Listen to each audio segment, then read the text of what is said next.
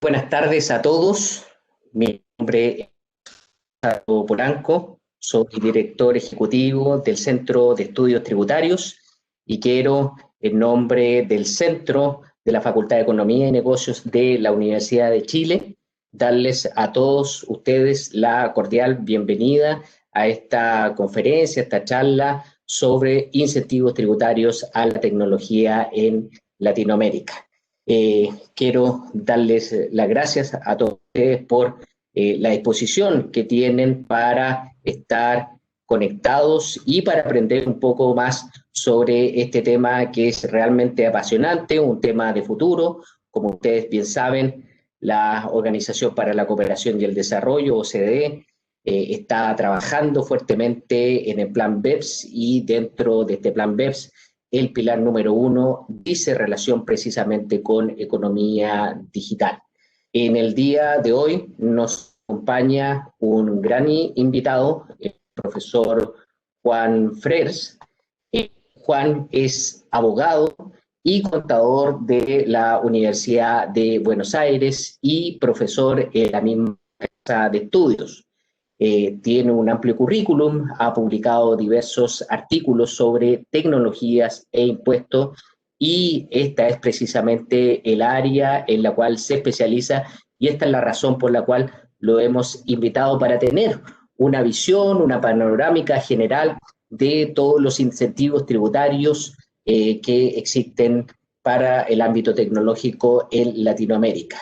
Algunas cuestiones importantes considerar respecto a cómo se va a desarrollar esta sesión. Primero que todo, les solicitamos que mantengan en silencio sus micrófonos mientras se realiza esta exposición para no interrumpir.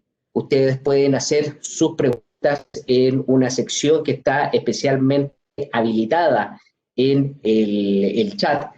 Precisamente dice PIR, preguntas y respuestas, y yo se las voy a ir transmitiendo a Juan o en el caso de consultas relacionadas con el caso chileno, sobre el cual también va a haber una exposición, yo las voy a responder. Esperamos todos poder contestar todas las preguntas. En el caso mío personal, las láminas, que son muy pocas, obviamente van a quedar a disposición de todas aquellas personas que estén interesados, de modo tal que no estén preocupados de tomarle fotos ni nada por el estilo. Dicho eso, nuevamente bienvenidos y dejo con ustedes a Juan Fres. Juan, por favor, bienvenido. ¿Qué tal, Gonzalo? Te agradezco desde ya por la invitación. La verdad, bueno, me encuentro en la actualidad realizando un estudio tema que vamos a tratar hoy, al encontrarnos frente a una situación en la cual varias economías como resultado, podría decirse, de COVID o por la era post-COVID, por lo que estamos transitando actualmente, han sufrido. Las economías regionales se encuentran en una época de crisis en casi toda la región. Y bueno, como bien sabemos, en las economías regionales nosotros generalmente tenemos varios agentes económicos que intervienen. Uno de ellos son las multinacionales. En este caso en particular, y en el tema que vamos a tratar, son las fintech, startups, que tuvieron un crecimiento exponencial como resultado de lo que fue la época COVID. Nuevas tecnologías llegaron, están para quedarse. Estamos frente a una nueva era tecnológica. Eh, y la pregunta que vamos a intentar responder hoy un poco va a ser si los estados nacionales están acompañando de cierta forma el crecimiento exponencial de las empresas multinacionales enfocadas en tecnología. Podemos hablar de diversas actividades, como por ejemplo rubros que han crecido exponencialmente, como criptomonedas, exchanges, bancas digitales, medios de pagos electrónicos, para mencionar plataformas virtuales. Todas estas tipos de actividades necesitan una regulación por parte del Estado, pero por otro lado hay que buscar bien, si bien vamos a ir recorriendo varios países, cuál es la situación de cada país en sí con respecto a la norma, si la norma se ha sancionado con una voluntad de buscar incentivar la producción a nivel local, o si por el contrario se ha sancionado o está vigente con la finalidad de buscar inversión extranjera. En cada país esto varía completamente y bueno, vamos a comenzar hablando acerca del caso, un caso particular, el caso de Panamá. Panamá tiene una ley en el 2009, la ley 76. Panamá básicamente lo que busca, se podría decir en un sentido muy estricto de la palabra, busca incentivar directamente. Si bien Panamá es un país conocido por varios regímenes de inversión extranjera, esta ley en particular lo que busca incentivar es la promoción industrial basado en las altas tecnologías. En la ley 76, básicamente en el ámbito de Panamá, en el artículo 16 y 17 de dicha norma, lo que bien se intenta buscar es que aquellas empresas que intervengan en la producción a través de la investigación y el desarrollo en materias primas, en la producción en la cadena productiva, de la elaboración del producto o mismo en la producción del producto final, puedan acceder a lo que se denomina un certificado de fomento industrial. Este certificado de fomento industrial trae aparejados ciertos beneficios fiscales que ahora voy a pasar a mencionar en breve. Disculpen. Básicamente, también las empresas que se dediquen al rubro de la agroindustria van a tener una restitución, siempre que llevan a cabo inversiones, ¿no? en investigación o en desarrollo, van a tener una restitución por parte del fisco del 35%. Aquellas empresas que lleven a cabo actividades que no sean del agro van a tener una restitución del 25%. Ahora bien, ¿qué es esto del certificado de fomento industrial? El certificado de fomento industrial básicamente lo que apunta es brindarle beneficios a las empresas panameñas. ¿Por qué digo que esta ley busca incentivar y fomentar la industria local y no la industria internacional?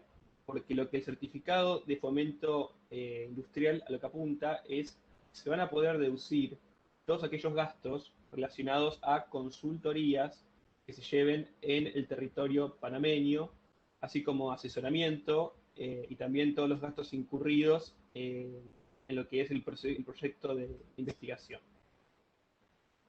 Luego vamos a pasar a otro de los casos, una de las empresas, uno de los países pioneros en este sentido, es el caso de Uruguay. Uruguay ha tenido, realmente ha sido pionero en todo lo que es la industria de software. Después vamos a llegar a Argentina, al caso más adelante, todavía no. Uruguay venía hasta el 2017 en lo que era la promoción de software, venía básicamente aplicando como dice la norma de la ley, el título de la norma, las exoneraciones, que se entiende que es una exención, básicamente a todas aquellas rentas provenientes de servicios prestados en el exterior. Nos referimos a servicios digitales o de software. Ahora bien, ¿qué pasó posteriormente? Como luego tuvo que adecuarse a la acción 5 de Plan BEPS, que básicamente establece, por un lado, el tema de no discriminación, de un tratamiento no discriminatorio. Lo que sucedió básicamente fue que tuvieron que adecuar la normativa interna y no podían darle un tratamiento diferente a los no residentes que a los residentes. Por eso fue que tuvo que llevar a cabo una modificación en la normativa. Y bueno, esa modificación fue darle el mismo trato tanto a las rentas provenientes del exterior como del país. Ahora bien, ¿en qué se llevó esta modificación? La normativa uruguaya básicamente lo que establece lo siguiente. establece que los dos tipos de rentas provenientes de productos, voy a buscar una ayuda por el nombre de término, productos registrados, que son productos de soportes lógicos, por un lado, que tienen que tener básicamente, tienen que estar amparados por la ley de protección y registro de los derechos de propiedad intelectual, que esto es algo que se va a ver en varios países. Los derechos de autor y todo lo que es propiedad intelectual está sumamente relacionado con lo que es tecnología y los intangibles. Básicamente, para ser más claro, las rentas provenientes de este tipo de actividades van a estar exoneradas siempre y cuando el sujeto pasible de la obligación y el que presta el servicio se lleve a cabo en territorio uruguayo. Ahora bien, ¿qué significa esto y cómo funciona? ¿Cómo sé yo si se lleva a cabo en territorio uruguayo o no? ¿Qué me dice la norma en cuanto a este punto? Bueno, para ser bastante sencillo, es muy sencillo. Si una empresa tiene una operatoria en temas de tecnologías con el exterior, una empresa puede tener varias actividades. Puede tener actividades de tecnología internas y internacionales y locales, por decirlo de alguna forma más sencilla. Se va a determinar que la actividad está siendo llevada a cabo dentro del país siempre y cuando el 50% de los gastos incurridos en dicha actividad sea, estén efectuados en territorio uruguayo. De otra forma, se puede explicar, se va a comparar el total de lo que se está llevando a cabo en dicha actividad. Supongamos que es una operatoria que tiene gastos dentro del territorio uruguayo y en el exterior, y el 50% del total de lo que se está gastando en dicha actividad de tecnología tiene que ser equivalente al 50% de territorio uruguayo o más. No sé si se entendió o fui claro con la posición. Después, otro tema más que es clave en el sentido de Uruguay. Ahí tenemos cuándo se aplica, si es territorio uruguayo o no, y cuándo procede la exoneración. Otro tema importante es el tema del coeficiente. Ustedes me dirán qué es un coeficiente, por qué se aplica. Es la única norma, por lo menos de toda la investigación que yo he hecho hasta ahora, en la cual se aplica un coeficiente. En el coeficiente hay una forma de calcularlo. Es un coeficiente que va a dar un índice. Yo lo voy a explicar muy grandes rasgos cómo se calcula, porque después también entramos en lo que se define norma candado, que tiene que ver con los gastos deducibles en materia de Uruguay, pero no voy a entrar a explicar qué es la norma candado. Después, si quieren, tienen preguntas, amplío en pero no ahora. Básicamente, lo que es el coeficiente, se van a tomar los gastos directos operativos que básicamente se lleven a cabo en territorio uruguayo. Eso se va a multiplicar por 1,3 y después se va a dividir por el total de los gastos de la operación. Eso va a dar un coeficiente. Ese coeficiente es importante, y es importante por lo siguiente. Es importante ¿por qué? Porque si el coeficiente es mayor a 0,5, las rentas provenientes de estas actividades de tecnología, si es menor, no están exentas, están grabadas. Si es mayor a 0,5 el coeficiente, están exentas completamente. Ahora bien, este coeficiente, si, ejemplo, tenemos una empresa, que puede tener más de una actividad. Una empresa puede tener actividades locales como actividades internacionales de tecnología, y es importante destacar que este coeficiente se va a llevar a cabo, se va a calcular por empresa, por ejercicio. No es que se va a calcular por actividad. Se van a sumar todas las actividades y va a ser y el total, tanto de las actividades del exterior como del país, y a partir de ahí es cuando se va a definir a la hora de calcular el mismo. Bueno, este fue el caso básicamente de Uruguay. Eh, lo dije por arriba, quizás haya que profundizar un poco más, pero bueno, fue un caso, son varios países. El siguiente caso interesante, es el caso de Perú. Perú es, Perú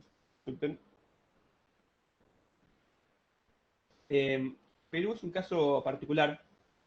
Perú tiene una normativa que lo que busca es incentivos locales como incentivos internacionales, inversión extranjera. y tiene una ley que se llama Ley de Promoción de la Investigación Científica, Desarrollo Tecnológico e Innovación Tecnológica, que es la Ley 30.309 y el Decreto Supremo 188. ¿Qué trata básicamente esta ley de Perú? Busca incentivar básicamente todo lo que es investigación y desarrollo. Básicamente lo que vamos a poder decir en el caso de Perú es que los beneficios fiscales, yo me voy a adelantar un poquito, pero los voy a decir ahora y después voy a pasar a los requisitos. Los beneficios fiscales van a ser dos. Básicamente deducciones que se van a ser aplicados al impuesto sobre la renta. El primer beneficio va a ser un beneficio de una deducción general del 100% sobre los gastos utilizados y una segunda deducción adicional que va a variar entre un 50 y un 75%. Ahora bien, ¿quién puede acceder a estos beneficios? ¿Cómo funciona en el caso peruano? Bueno, en este caso, básicamente, los que van a poder acceder van a ser el contribuyente, eh, como asimismo como persona física, como también los centros de investigación científica que van a tener que estar acreditados, acá voy a leer las siglas, que es el CONCITEC. ¿Qué es el CONCITEC? El CONCITEC es el Consejo Nacional de Ciencia, Tecnología e Innovación Tecnológica del Perú. Es el órgano más importante porque es el órgano que va a venir a regular todas las instancias para que este beneficio sea otorgado. Como el caso colombiano, que después vamos a ir a otro escenario distinto, donde ahí vamos a hablar de la economía naranja. Pero todavía no llegamos. ¿Qué se va a entender? Bueno, ¿cuáles van a ser los requisitos para poder acceder? Como dije antes, va a poder acceder el contribuyente o un centro de investigación científica. Van a tener que tener los requisitos de por lo menos tener empleados, investigadores y expertos que estén registrados en una nómina de investigadores dentro de lo que es el CONCITEC. Por otro lado, también van a tener que contar con materiales referidos a lo que es la investigación del proyecto en sí. Asimismo, van a tener que llevar cuentas de control por cada proyecto, una especie de auditoría interna que van a tener que hacer los contribuyentes dentro del proyecto, que luego van a tener que presentar ante la autoría del CONCITEC y posteriormente ante el fisco. Que en este caso, dentro de lo que es Perú, estamos hablando directamente de la DIAN.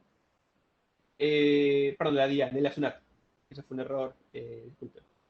¿Qué otro requisito va a tener dentro de lo que va a ser?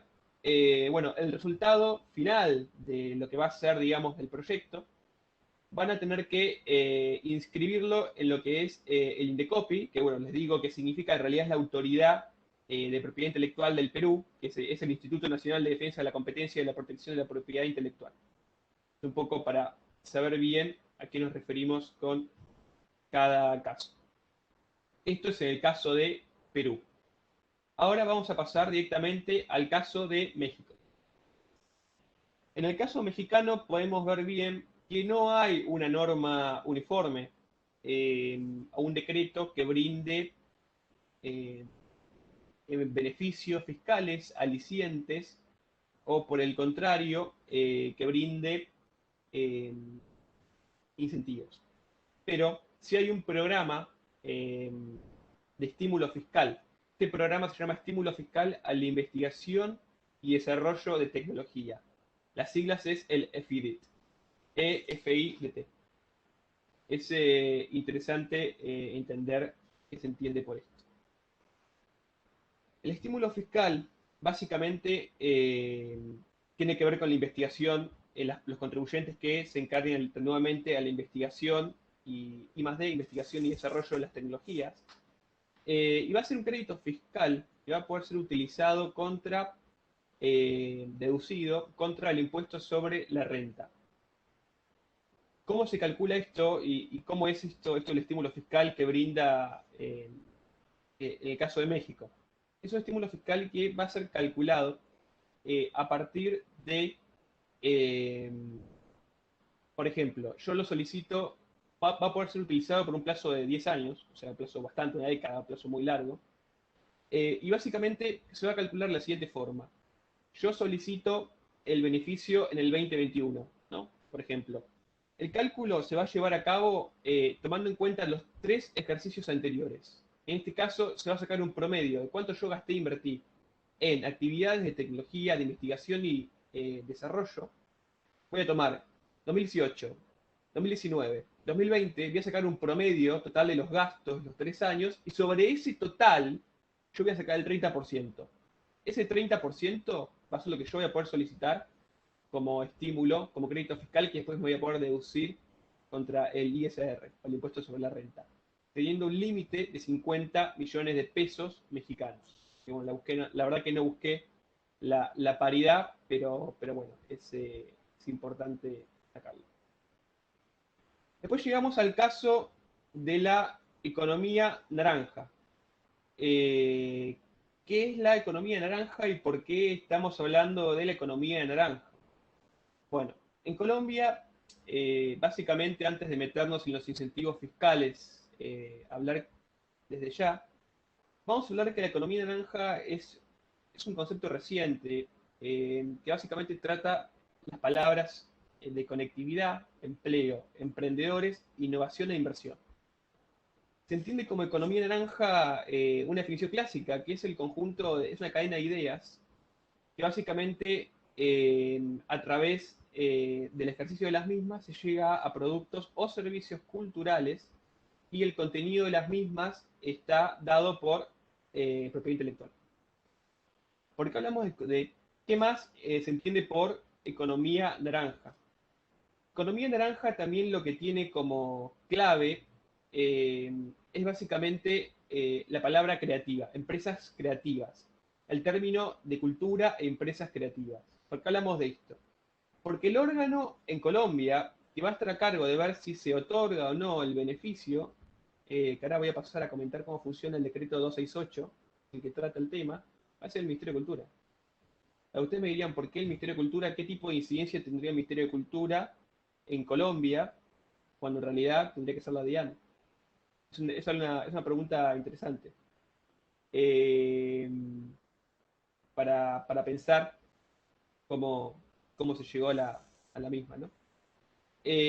Bueno, en el caso básicamente de Colombia, vamos a hablar acerca del decreto 268, que lo que va a disponer es que las rentas provenientes del desarrollo de industrias que agreguen tecnología o valor para actividades creativas van a poder contar con una exención total, siempre y cuando cumplan con ciertos requisitos de forma y de sustancia o de fondo.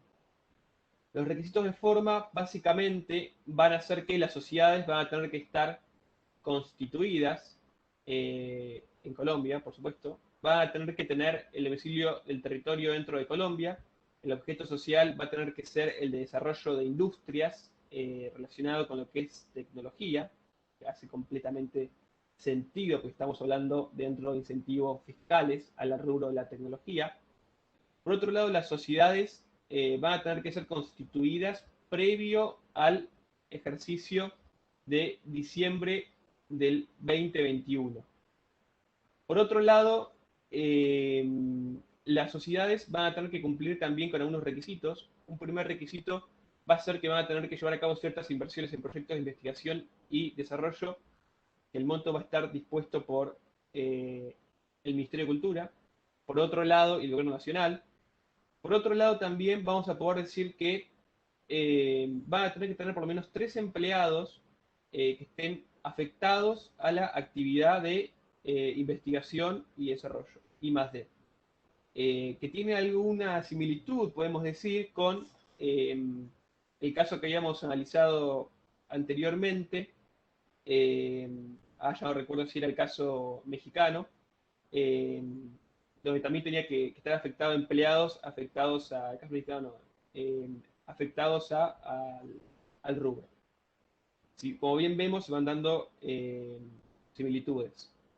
Otra de los requisitos va a ser que van a tener que presentar un proyecto que básicamente ante el Ministerio de Cultura, como antes bien decía, ante la sección de Economía Naranja del mismo, y van a tener que explicar por qué es un proyecto tecnológico para buscar financiamiento para el mismo, y van a tener que fundarlo. Posteriormente, el Ministerio de Cultura se va a expedir y va a dar lugar o no va a dar lugar a lo mismo. Por otro lado, habiendo ya hablado de varios casos, ahora vamos a pasar a hablar del caso de Argentina. El caso, bueno, quizás el caso más conocido por mí. En el caso de Argentina vamos a tener principalmente dos leyes distintas. Una va a ser la llamada Ley de Economía del Conocimiento, que fue una ley que tuvo su entrada en vigencia en el 2019. La misma posteriormente fue derogada.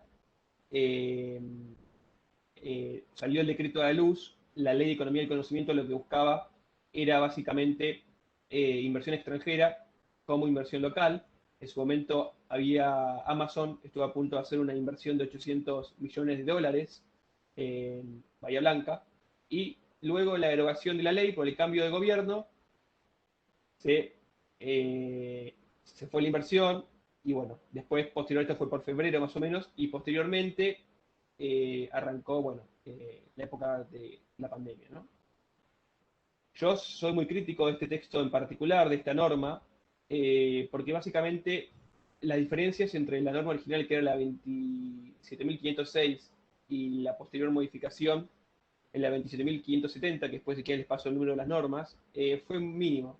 No fue, estuvo suspendida durante 8 meses, pero bueno, después cuando termine de explicar la norma haré una apreciación de la misma. El régimen de economía del conocimiento lo que busca es incentivar la tecnología tanto en las pymes, como en las grandes empresas, como en las pequeñas empresas. Y vamos a arrancar hablando de cuáles son las actividades alcanzadas por la Ley de Economía del Conocimiento. Es una cantidad de actividades que es interminable. Arranca desde biotecnología, nanotecnología, actividades de software, diseño, impresión en 3D. Con la modificación del texto de la norma posterior, se agregaron actividades como, por ejemplo, entran asesoramiento impositivo, contadores, abogados, como profesionales. Lo que busca la norma para poder acceder a lo que es el régimen de la Ley de Economía del Conocimiento, se va a tener que acceder por lo menos a algunos dos de los siguientes requisitos. Las exportaciones, por lo menos de las empresas, por lo menos el 70% va a tener que estar afectado a una actividad promovida. Una actividad promovida es una actividad tecnológica. Por otro lado, va a tener que acreditar la realización de mejoras continuas en la calidad de los productos. Un cambio importante en la normativa con el texto anterior es que ahora acá se habla de, es algo porque después yo les voy a hacer una pregunta, a ver qué les parece a ustedes, que es el tema de pequeña, mediana y gran empresa. Eh, es una diferenciación que se hizo que anteriormente no estaba. Básicamente, esta diferenciación se hizo para los porcentajes de los beneficios y asimismo y también en los requisitos para acceder. Cuando uno, por ejemplo, cuando se acredite, otro de los requisitos, lo último que dije fue acreditar la realización de mejoras. También van a tener que llevar a cabo acreditación en capacitaciones en el personal. Esto va a ser un 1% para microempresas, 2 para pymes, 5 para grandes empresas. Y por otro lado, llevar a cabo investigación y desarrollo, que también van a ser porcentajes, 1% para microempresas, 2 para las pequeñas empresas y finalmente un 3% para las grandes empresas. Eso es algo que también es bastante importante. Por último, lo que también tenemos que, estos son los requisitos para poder acceder. Ahora, ¿cuáles son los beneficios de la Ley de Economía del Conocimiento? Que es una ley que todavía no tiene aplicabilidad en Argentina, porque no está el decreto reglamentario. En 2019 ya había salido la misma norma con modificaciones mínimas, y ya estaba el decreto posterior, el decreto estaba hace un año más o menos.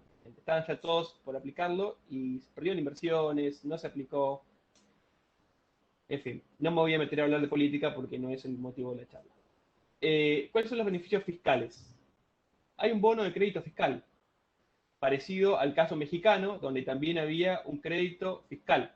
Este bono de crédito fiscal es un bono de crédito fiscal que básicamente va a poder ser utilizado hasta un 70%, que va a estar relacionado a lo que la empresa, el contribuyente, pague en concepto de cargas patronales. ¿Qué se va a entender por cargas patronales?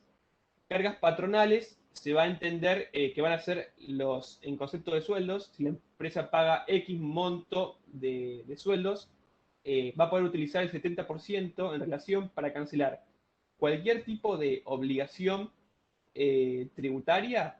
El bono de crédito fiscal va a ser intransferible, nada más va a poder ser utilizado por el contribuyente, va a poder ser utilizado por 24 meses y por una única vez. Y nada más va a poder ser utilizado para cancelar obligaciones posteriores a la registración del contribuyente en el registro. Es un registro que es inexistente, tuvo su existencia en el 2019, pero actualmente está inactivo. ¿Qué significa? Si la empresa se registra en el 2021, no va a poder cancelar con este crédito fiscal obligaciones impositivas del 2019. Tienen que ser a partir del bono de crédito fiscal del periodo de inscripción en adelante. Última muy controvertida fue el tema de la estabilidad fiscal. Se entendía que la norma del régimen de economía del conocimiento brindaba, en cierta forma, una estabilidad fiscal. ¿Qué se entiende por estabilidad fiscal o qué se entendía según el texto de la norma anterior? Se entendía por estabilidad fiscal básicamente que la carga tributaria de la empresa no podía verse aumentada. Si había un aumento respecto de cierto tributo, el mismo no podía verse reflejado porque estaba en un régimen de promoción de economía de conocimiento que lo amparaba. El texto actual de la norma lo menciona como un beneficio, pero nada dice al respecto. Después ha quedado como en un gris que no se entiende bien si esto no es beneficio o no. Yo entendería que el beneficio de estabilidad fiscal ya no está más en la norma. Pero bueno, eso está más que nada, el decreto cuando salga lo aclarará. O quizás puede ser que lo oscurezca, porque no sabemos cómo saldrá el decreto. Pero bueno. Acá un gran cambio que ha habido, yo voy mencionando cambios entre el texto actual y el texto antiguo. Quizás ustedes no lo conocen, pero bueno, es importante quizás mencionar directamente cómo es el incentivo. Otro que es el incentivo adicional. El incentivo adicional básicamente va a constar en un bono de crédito fiscal nuevamente, que va a tener todas las características del anterior, pero con la diferencia que va a ser aumentado a un 80%. Ustedes me dirán, ¿por qué va a ser aumentado a un 80%? Bueno, va a ser aumentado a un 80% siempre y cuando el empleador contrate a personas en situación de vulnerabilidad. Hubo medio controversia por lo que voy a decir ahora, pero en el texto de la norma se agregaron cuestiones de género, como por ejemplo cuando se contraten a travestis, transexuales, que es un tema muy interesante. En normas tributarias no es tan normal ver cuestiones de género de forma tan expresa, ¿no? Por lo menos yo en los años de experiencia que tengo nunca he visto en normas ni resoluciones del fisco en cuestiones de género. Ustedes van al texto de la norma y en incentivos dice literalmente transexuales, travestis. Un tema de género que ha sido modificado en la norma. Y realmente hay que marcarlo porque era algo que anteriormente no estaba. Pero bueno, un cambio importante. Ahí el bono de crédito fiscal va a pasar a un 80%. Acá se puede decir que el nuevo texto de la norma trae aparejado personas en cuestiones de situación de vulnerabilidad. Por otro lado, cuestiones de género, que es importante remarcarlo. Y otros dos de los beneficios son la reducción del impuesto a las ganancias. Este es un punto para que después me gustaría que ustedes opinen. Yo tengo una opinión intermedia. Reducción de impuesto a las ganancias. Es quizás el impuesto con una alícuota del 35% en la Argentina, realmente para las empresas. Es uno de los impuestos que más recaudan a niveles fiscales en el país. Eh, Quizás uno de los impuestos más complejos, quizás el impuesto a las ganancias es el impuesto más complejo, la ley en la Argentina, luego de la ley de impuesto al valor agregado. Están casi a la par. Esta reducción es importante, ¿pero por qué? Se lleva a cabo una reducción de el 60% a las pymes, un 40% a las medianas empresas y un 20% a las grandes empresas. Aquí yo siempre que he hablado acerca de esta norma me he planteado si está bien establecida la reducción. Porque si yo me pongo a pensar, si nos ponemos a pensar aquellos contribuyentes que tienen mayor capacidad contributiva, que mueven más la economía, que el intercambio de bienes y servicios son los que más invierten en la economía y los que mayor ganancias generan. Eh, Habría que alentar que pudieran seguir generando mayores fuentes de empleo, por ejemplo, por así decirlo, porque una SA tiene muchos más trabajadores por el tipo societario mismo, según la ley de sociedades, que si bien no recuerdo es la 19.550. Entonces, está bien que la reducción para una empresa que mueve más la economía, genera más fuentes de trabajo, sea menor, el impuesto a las ganancias, o por el contrario, está bien que una empresa que tiene una menor capacidad contributiva, como puede ser una pyme, que a niveles competitivos es muchísimo menor que una SA, pueda contar con una reducción mayor. Depende de qué postura ideológica dentro del ámbito tributario o de qué punto lo veamos, la respuesta puede ser una o puede ser otra. Es una reflexión que yo he discutido con diversas personas dentro de distintos marcos, y es interesante plantearse qué punto. Después me gustaría que ustedes opinen sobre este punto si tienen ganas. A mí me parece que es algo que es muy debatible e interesante. Por último, dentro de los beneficios está un beneficio que es el sujeto, que las empresas que estén dentro de lo que es, eh, dentro del régimen, perdón que me tildé, que estén dentro de este régimen no van a poder sufrir retenciones o percepciones en exportaciones en relación al impuesto al valor agregado. Por último, para terminar con la normativa que a mí me parecía importante decirlo en Argentina, realmente en materia de incentivos fiscales no hay muchas normas.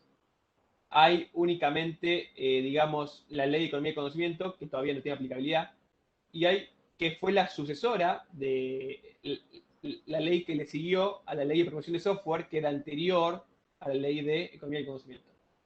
Dentro del ámbito que es una ley nacional, se aplica a todo el territorio argentino, esto se entiende, ¿no? Es una ley local. Ahora, estoy llevando a cabo una investigación, esto se los comento más adelante si les interesa, más que nada a la gente argentina, dentro del territorio argentino, en Mendoza, está por aprobar, cerca de ahí, está por aprobar un paquete de leyes también de incentivos tecnológicos. Pero bueno, vamos a lo que importa.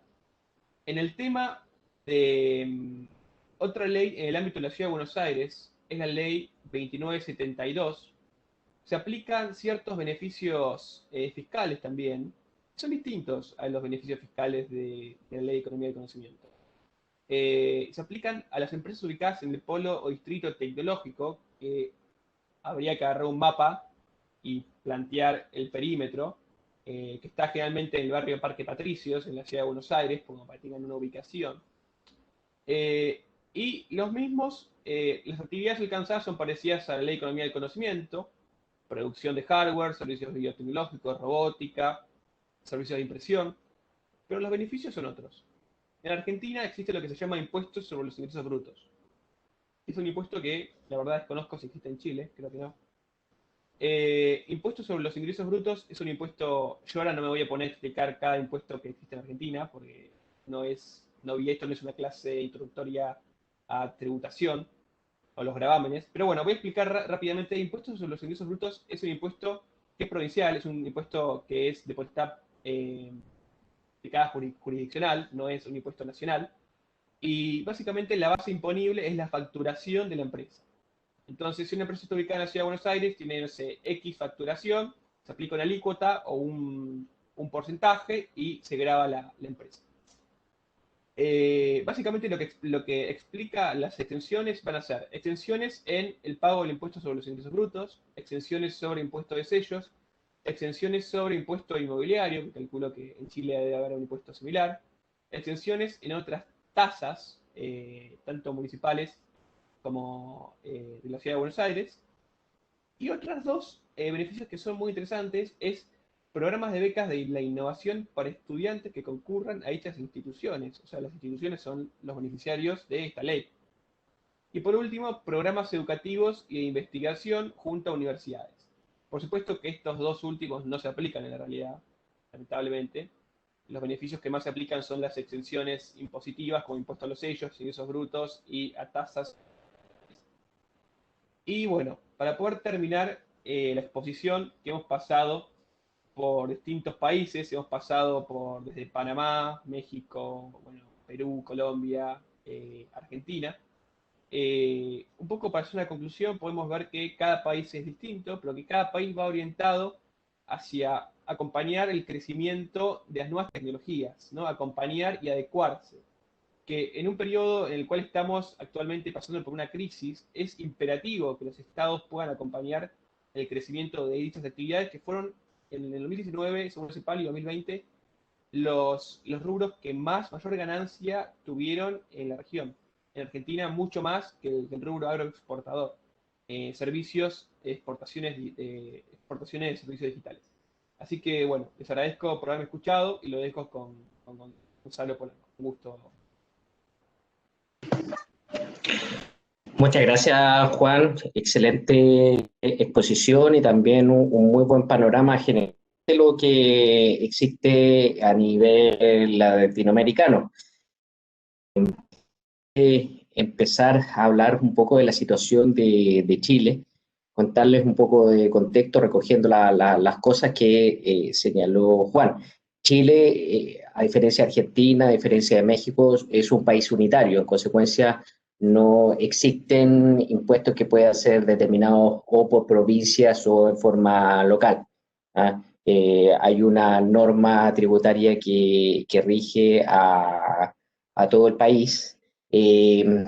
Lo que no quiere decir que necesariamente el sistema sea muy simple, porque esas normas tributarias son muy numerosas. El legislador tiene una gran imaginación y eso significa que, por ejemplo, en el ámbito de la investigación y desarrollo tenemos la ley de incentivo tributario de la investigación y desarrollo, que es aquella a la cual yo me voy a referir ahora, pero también tenemos una ley de beneficio a las donaciones en materia de educación y que beneficia específicamente a las universidades e institutos de formación técnica, y eso permitiría de manera indirecta poder financiar ciertos proyectos de investigación y desarrollo. Existen también diseminados en otras partes de la ley otros incentivos, por eso que ahora se está estudiando a nivel nacional todo lo que dice relación con las exenciones, y la idea probablemente va a ser unir y tratar de simplificar un poco el sistema. Respecto a la ley de incentivo tributario a la investigación y desarrollo, yo traje muy pocas láminas, no se vayan a preocupar. ¿Ah? La voy a compartir ahora. Y es una ley del año 2008, tuvo una modificación importante el año 2012. Esta ley, a diferencia en algunas jurisdicciones, a diferencia de Uruguay, por ejemplo, no beneficia de modo directo a la empresa. Indirectamente, evidentemente, que lo beneficia porque es el contribuyente, pero más bien la idea es beneficiar al proyecto que tiene un componente de investigación y desarrollo. Y esto se puede hacer básicamente de dos formas. Contrato de investigación efectuado con un centro de investigación y desarrollo que ha sido acreditado por Corfo. Corfo es la sigla de la Corporación de Fomento de la Producción, que es del Ministerio de Economía y que precisamente inyecta y tiene programas relacionados con la modernización de la economía, con el impulso al desarrollo económico del país. Entonces, Corfo tiene dentro de sus funciones acreditar los centros de investigación y desarrollo para ver si efectivamente tienen las capacidades para, en cuanto a investigación, infraestructura, etcétera, para dar este servicio. Entonces, las empresas pueden celebrar un contrato de investigación y desarrollo con un centro acreditado, o bien pueden realizar estos proyectos de investigación y desarrollo con sus propias capacidades, con las capacidades internas que tenga la empresa, y en ese caso van a tener que presentar un proyecto de investigación y desarrollo precisamente a la Corfo, que lo evalúa específicamente respecto de los componentes de I+D que tengan, y si lo aprueba, puede acogerse las empresas a estos beneficios. El sistema, el año 2012 se le introdujeron ciertas flexibilidades porque, por ejemplo, antiguamente tenía necesariamente que recurrirse a un centro de investigación y desarrollo, no se permitía utilizar las capacidades de la empresa, eso se amplió, y también se dio la posibilidad de poder empezar a efectuar desembolsos dentro de este proyecto de I+D, mientras o en espera de que la Corfo evalúe el proyecto y lo apruebe, porque lo que sucedía muchas veces es que surgía la oportunidad de negocio y las empresas decían, oye, pero mira, voy a tener que esperar meses y meses a que la Corfo apruebe. Entonces se trató de evitar una fórmula para adelantar este tipo de gastos. ¿Quiénes son los contribuyentes que puedan acogerse? Son dos requisitos. Primero, los contribuyentes del impuesto de primera categoría de la ley sobre impuesto a la renta. En Chile, para aquellos que no sean nacionales, existen básicamente dos impuestos que atienden a la fuente de la renta. El primero es de primera categoría, que son rentas del capital, y el segundo es de segunda categoría, que son las rentas del trabajo, que son aquellos que pagan los trabajadores, los independientes, etc. Entonces, este beneficio va fundamentalmente a las empresas. Y el segundo lugar, o el segundo requisito, es que declaren su renta efectiva según contabilidad completa. Y esto, a pesar de que no lo dice la ley, deja afuera a aquellos contribuyentes que son más pequeñitos, que son aquellos que no optan por sistemas de contabilidad simplificada. ¿Es conveniente eso o no? Bueno, Juan planteó una muy buena pregunta respecto de esta diferenciación que se hace en la ley argentina respecto de los distintos tamaños de empresas. En Chile nosotros no tenemos en la ley formalmente esta diferencia, pero se desprende que aquellas empresas que son más pequeñitas probablemente no van a poder acceder a este beneficio debido a que no llevan contabilidad completa. En alguna medida, si hubiera causado controversia, se explica este fenómeno porque lo que se señala es que estas empresas que son microempresas o muy pequeñas empresas no tienen la capacidad suficiente y hacen en la práctica muy poca investigación y desarrollo, y se ha decidido rendirse a la realidad y dar cuenta de que en general las empresas medianas y grandes o desde cierto tamaño son las que realizan la actividad. Como les digo, entonces es un tema polémico, pero de todas formas existe de esa manera. ¿Y cuáles son los beneficios? Primero hay que considerar que todo aquello que la empresa desembolse por causa de un proyecto de investigación y desarrollo y que esté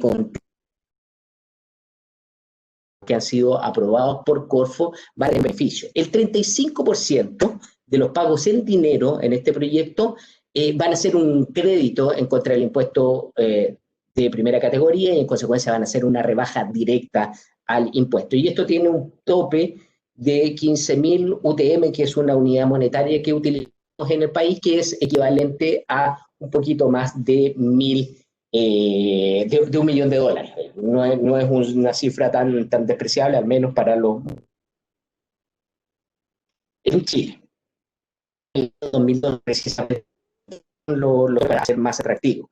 ¿Qué es lo que pasa con aquello que un crédito puede ser utilizado como gasto necesario para producir la renta, aun cuando no cumpla con todos los requisitos que señala la normativa general para ser rebajados, y pueden ser reducidos o rebajados hasta en 10 ejercicios comerciales? Y el otro beneficio es que en Chile tenemos un impuesto sanción, que es el del artículo 21 de la Ley sobre Impuesto a la Renta, que trata de evitar que los propietarios de las empresas traten de descontar como gastos, básicamente son para uso personal, es decir, trata de evitar que, por ejemplo, la empresa compre una casa en la playa y trate de pasar como gastos de la empresa algo que en realidad es para el uso de la familia del propietario. Y cuando se aplica este impuesto, sanción es una tributación bastante elevada y en este caso no se aplica. Entonces, en general, la ley ya lleva más de 10 años, ha tenido un buen desempeño, a pesar de que habemos muchos, entre los cuales me incluyo, que creen que se podría hacer mucho más.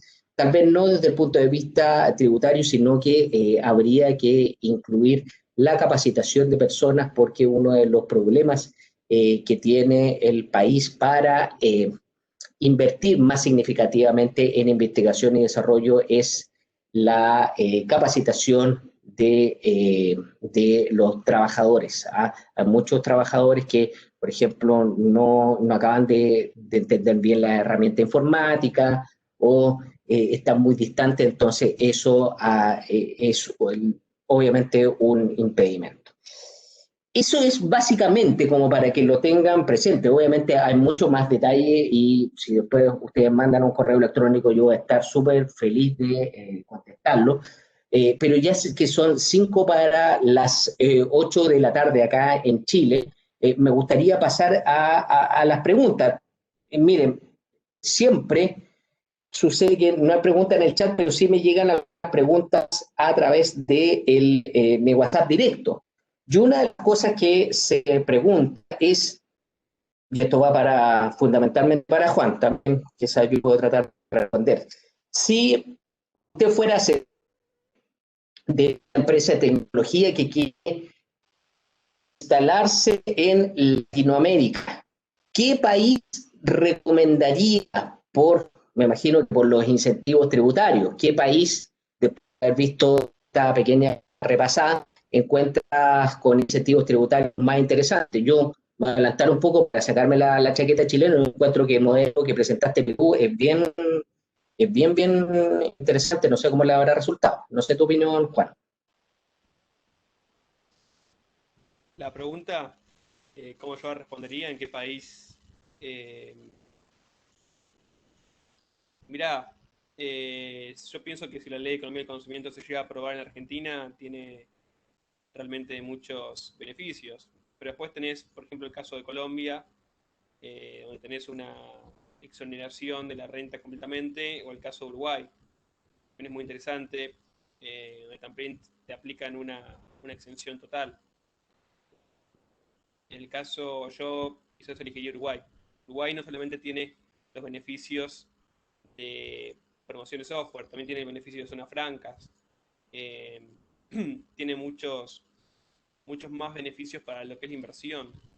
Yo no llegué con el tiempo, realmente estoy haciendo una investigación de derecho comparado. Panamá es un país también muy interesante, tiene muchas más incentivos a lo que es inversión extranjera en muchos rubros, pero si tuviera que elegir un país, probablemente elegiría Uruguay, elegiría el caso peruano, que era de los dos.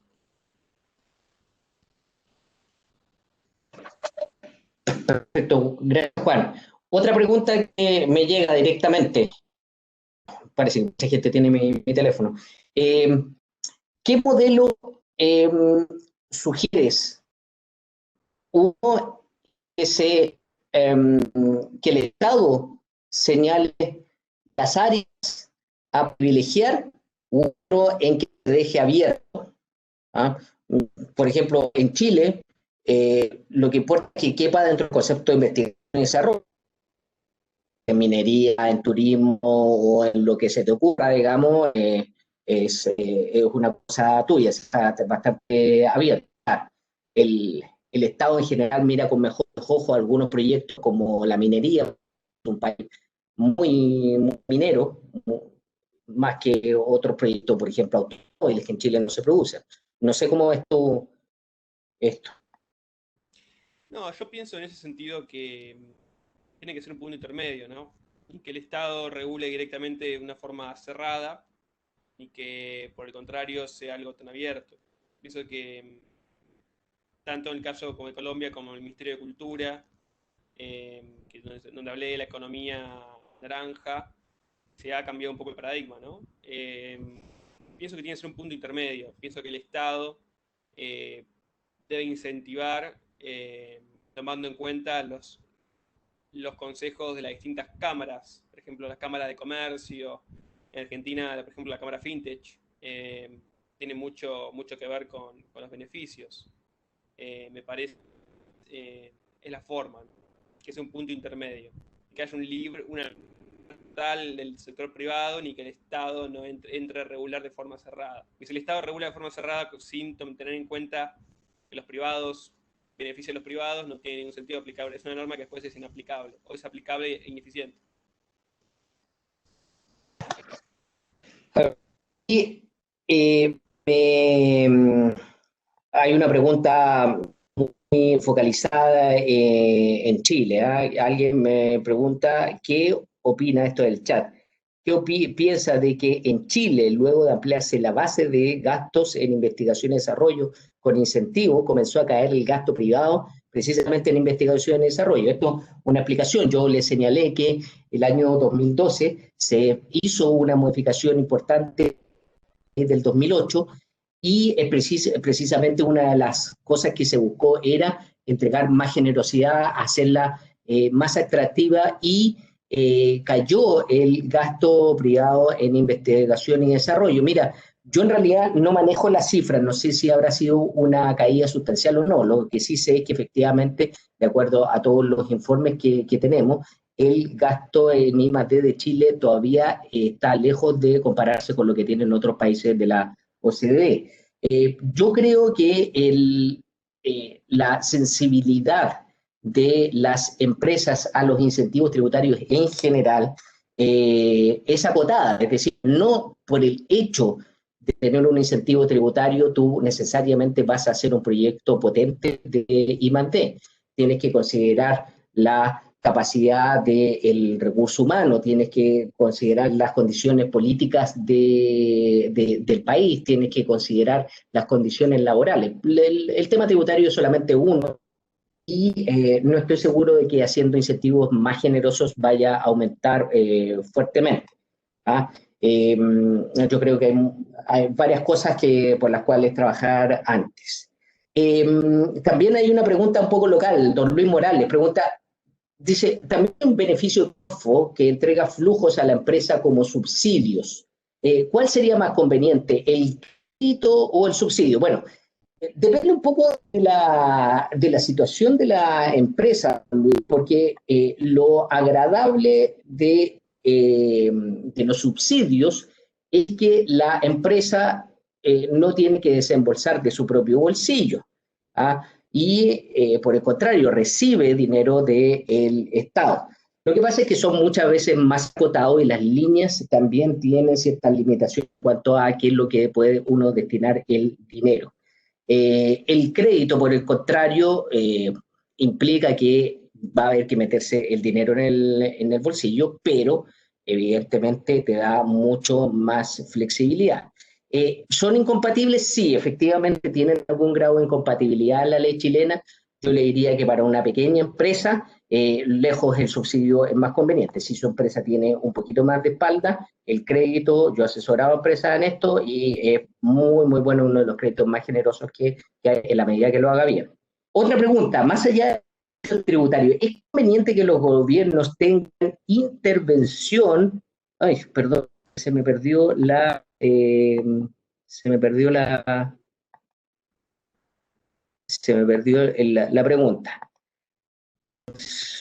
Perdón, más allá de los créditos, estiman conveniente que los gobiernos tengan intervención directa en estudios, estiman conveniente que los gobiernos mencionen los estudios e inversión tecnológica. Es una, Eh, bueno, si es conveniente que el Estado tenga, no entiendo la pregunta, que el Estado intervenga, digamos, en las intervenciones tecnológicas, digamos. Imagino que debe referirse, voy a interpretar las palabras, que intervenga, por ejemplo, en qué áreas se puede invertir en tecnología, y qué áreas no. Por ejemplo, que el gobierno chileno diga, mira, ¿sabes qué? Vamos a invertir en minería, en turismo, en agricultura, pero no vamos a invertir en, no sé, medicina, o no vamos a invertir en software. A mí me parece bien que el Estado regule el tema de los beneficios para los incentivos en inversiones en investigación y desarrollo. Creo que el encargado de regular dichas cuestiones tiene que ser pasar por el poder del imperio del Estado. Esa es una cuestión que yo estoy de acuerdo. Puesto. Perfecto, Como bueno, dije al yo principio, desde mi punto, perdón. sí, perdón, no. No, como dije al principio, si bien las multinacionales son las que juegan, los agentes que con la tecnología, que mueven las economías regionales, para mí la función del Estado es regular las distintas cuestiones impositivas atinentes a la fintech, tanto en regulaciones como en beneficios, ¿no? Mm. Sí, yo realmente soy más partidario de la idea que el Estado deje cierta libertad a para decidir cuál es el área más interesante. No creo que una empresa vaya a invertir en algo que no tiene perspectiva, pero sí soy partidario de una fuerte regulación estatal para que no se produzcan abusos y sean efectivamente de investigación y desarrollo y no mecanismos para bajar impuestos. Don Luis Morales quiere una asesoría tuya, Juan. ¿Ah? Después le puedes mandar tu tarjeta de presentación si quieres. Ah, nuestra empresa está pensando en invertir en Perú, en minería. En su opinión, ¿dónde invertiría? ¿En Chile o en Perú? Y esa dice literalmente para Juan, así que no es que yo esté haciendo, quitándole, eh, tratando de Bueno, ahí dice la pregunta. que va a invertir en minería. Bueno, mirá, es una buena pregunta. Yo la verdad el caso chileno, lo conoce Gonzalo, es un caso que no preparé hoy porque hablé por los otros 6 países. Como dije antes, el caso de Perú es un caso muy particular porque vos tenés, si acreditás algunos extremos que no son tan complejos, eh, en lo que frente a la SUNAT y demás, puedes tener una deducción general de un 100% o un 75%, entonces después te lo puedes imputar contra el impuesto sobre la renta. Ahora, habría que ver bien si dicha actividad de minería podría entrar dentro de las actividades. Yo entiendo que sí. Yo elegiría Perú, pero, pero no es el caso de Gonzalo, ¿qué opina? No, no, bueno, nada, no sé si hay alguien más interesado después de esta opinión de Juan de invitar a los chilenos. Es broma, Juan. Mira, yo creo que efectivamente la disputa es codo a codo. El modelo peruano presentado por Juan es muy interesante, me parece muy bien. Yo parto de la base que la empresa va a ser tiene un componente de investigación y desarrollo, si no, no tiene mucho sentido la pregunta. Yo, a pesar de lo anterior, y tengo un sesgo porque conozco el modelo chileno y he asesorado a empresas en Chile, no en Perú, creo que el modelo chileno ha estado funcionando bastante bien. Así es que creo que en general eh, lo haría acá en Chile, pero reconozco mi sesgo como chileno. Natalia, finalmente vamos a ir terminando las preguntas. Si se considera que las estadísticas a nivel mundial, déjame ver, a nivel mundial, no sé por qué, parece que se me quedó pegado esto. ¿Ah? A nivel mundial, reflejan resaltan la participación femenina en el ámbito tecnológico. ¿Qué opina de que las leyes de incentivo tributario y I+D contengan condiciones que incentiven el empleo femenino? Bueno, un punto cuando yo hablé acerca de tema de género, ¿no? Un tema que yo no mencioné en la Ley de Economía del Conocimiento en Argentina es que en uno de los puntos, si bien habla que cuando el incentivo adicional hablé de situaciones de vulnerabilidad, del tema de género de travestis y demás, uno de los apartados, porque son varios, también habla cuando se incluyen mujeres a trabajar. Cuento una anécdota, yo quería escribir un artículo sobre esta ley, escrito en diversos lugares, y en una editorial me querían modificar el artículo y me querían poner que uno de los grandes cambios era que había que nombraran a las mujeres y que eso era bueno porque eran eh, mayor en su calidad y trabajaban mejor, una cosa así, que me pareció muy imparcial para poner un comentario en un artículo de ese estilo. Pero estoy completamente de acuerdo con que está muy bien que las leyes de incentivos fiscales, si bien la finalidad de la ley de incentivo fiscal no es ampliar el tema de género, para mí el objetivo principal me parece que está muy bien que accedan e incrementen. El tema es que hay que ver cómo vos lo pones en una norma, porque si no se puede volver un tema discriminatorio. Puedes poner por qué pones a las mujeres, pero no pones a los hombres o demás, ¿no? No sé, Gonzalo, vos qué pensás. Es un tema complicado. Para serte franco, no tengo una opinión clara respecto de qué tan efectivos sean los incentivos tributarios para estimular la participación femenina. Me declaro totalmente ignorante en la materia, yo soy muy académico para mis cosas, en general me gusta opinar en base a evidencia. Como concepto me parece muy bien, pero yo he participado en muchas discusiones de política pública y creo que es fundamental a la hora de implementar una idea así, evaluarla y evaluar si es que se coloca, ver cómo ha cambiado la situación después de un tiempo de implementar. No sé si existe experiencia sobre lo anterior. Oye, y la última pregunta para irnos despidiendo para Juan. Dice, Juan, ¿qué camino ves para alcanzar a Brasil en la materia? Yo desconozco el caso brasileño, no lo sé. ¿Cómo es la pregunta? ¿Qué camino? ¿Cómo está en ¿Qué Brasil hoy en camino día? ves para alcanzar a Brasil en la materia? Me imagino que estarán muy adelantados en materia de investigación y desarrollo. Bueno, yo la verdad hoy estuve a punto quería hablar de Brasil, pero al tener tantas normas es un mundo completamente separado, muy complejo a nivel de incentivos. La verdad que no me animé a hablar del tema de Brasil, si puede arriba. Brasil tiene varios incentivos en materia de tecnología en Sao Paulo, en Río de Janeiro, tanto a nivel municipal como a nivel estadual, como lo llaman allá, como a nivel federal. Pienso que para alcanzar a Brasil, para empezar, partimos de la base de que estamos en un país. No sé si la pregunta se refiere a Argentina, ¿no? O es una pregunta de qué país. País, ¿no? Habría que ver. No Porque dice, habría que ver bien si es de.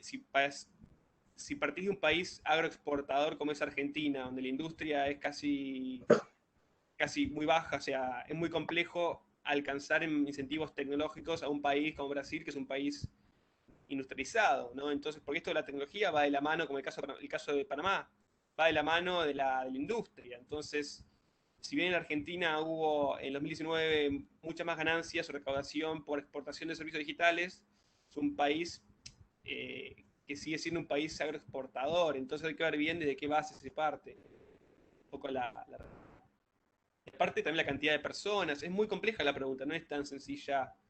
Eh, Nada, habría que ver bien de qué país partimos, demográficamente la situación, lo mismo Brasil que Chile, por ejemplo, las zonas que tiene Uruguay. Eh, Nada, es un poco la respuesta. sí, bueno, realmente en estas materias no hay respuestas fáciles, hay que muchas variables, es difícil aislar una, porque todas conversan una con otra. Bien, ya son las 8:10. Queremos darle las gracias a todos ustedes por haber participado en esta pequeña conferencia. Eh, esperamos seguir haciendo este tipo de actividades ya ahora con un enfoque más internacional para que podamos ver qué es lo que está sucediendo afuera de la frontera de cada uno de los países en donde se encuentran conectados, Chile, Argentina, Perú, ojalá que nos hayan visto desde muchas partes.